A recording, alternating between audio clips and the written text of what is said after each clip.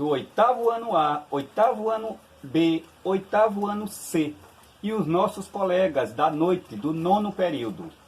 Se o sétimo ano vocês estudaram a Idade Média e a ruralização do trabalho, o oitavo ano irá fazer uma mudança radical do trabalho artesanal e rural para grande revolução industrial. Vimos essa grande mudança, essa transformação, ou seja, essa revolução do trabalho artesanal e rural para o assalariado e tecnológico. Como vamos ver todo esse conteúdo na grande revolução industrial que houve no século XVIII, na Inglaterra, que foram os pioneiros na questão tecnológica, transporte a vapor, dentre outros. Vamos lá ao conteúdo do oitavo ano da prova bimestral.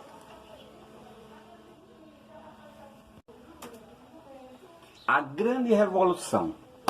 Vamos ter uma definição para saber exatamente o que ocorreu. Revolução Industrial foi um conjunto de mudanças que aconteceram na Europa nos séculos XVIII e século XIX. A principal particularidade dessa revolução foi a substituição do trabalho artesanal pelo assalariado e com o uso das máquinas, porque o país soube lidar com o contexto da época, né? A Inglaterra se adaptou e foi a pioneira na questão tecnológica da substituição do trabalho artesanal, como dei o exemplo agora, o rural, para o tecnológico com as máquinas. Foram os pioneiros porque na Inglaterra, no século XVIII, o Brasil ainda estava engateando, vamos dizer assim. E ele teve o cenário favorável para que ocorresse essa tão sonhada transformação e revolução tecnológica das máquinas. Por ter a população crescente, havia essa necessidade de mudanças. O cenário era o capital da burguesia para o investimento em indústria, ou seja, a burguesia tinha dinheiro para investimento, só que o ruralismo não acompanhou a demanda do consumo, do crescimento populacional inglês. Mercado consumidor, como eu falei, muita gente para consumir pouco material feito pelo lado rural. Presença de máquinas a vapor, como eu falei, o navio a vapor, o trem a vapor, que também surgiu lá na Inglaterra. Reserva de carvão mineral e minério de ferro em seu território. Também eles tinham a matéria-prima, né? E a mão de obra em abundância. Que aí começa-se então o trabalho assalariado e muita gente trabalhou por meio de salário. Ou seja, o cenário perfeito. Tem a burguesia investindo na Inglaterra, tem as máquinas a vapor, tem a matéria-prima, que é o carvão mineral e o ferro, tem o mercado consumidor, que são as pessoas para consumir, e tem também a mão de obra em abundância. Foi esse o cenário perfeito que a Inglaterra teve no século XVIII e então fez essa transformação brusca, vamos dizer assim, da Revolução Industrial. Como falamos anteriormente, tipos de transporte que foram fundamental para a Revolução. Mudança de consumidor, mudança na paisagem, mudança no trabalho, em todos os sentidos. Se fabricava muitas coisas, muito material para ser consumido, então ele precisava ser transportado para outro país, para a França, para a Escócia e outros países vizinhos, e aí então se deu a disseminação dessa revolução para outros países.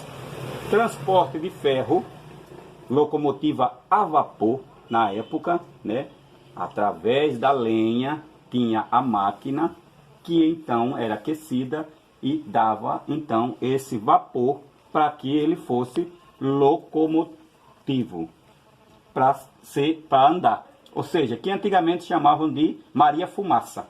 Também temos os navios, que também era com o mesmo sistema tecnológico da época, a vapor. E então temos os trabalhadores.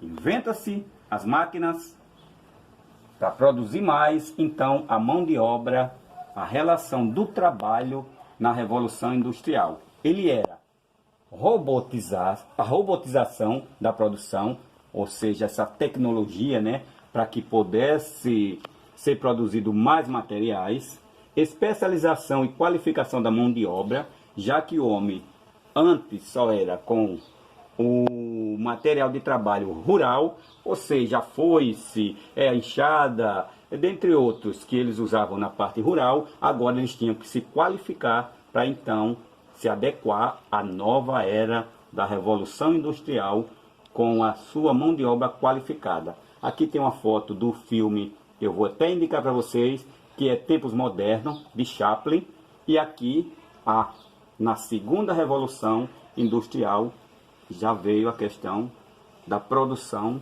do automóvel. Quais são as características dessa grande revolução que houve na segunda Revolução Industrial a partir do século XIX? Desenvolvimento de tecnologia intenso, principalmente nas indústrias metalúrgicas, que é a fabricação dos carros, dos automóveis e outros. A química, elétrica e farmacêutica.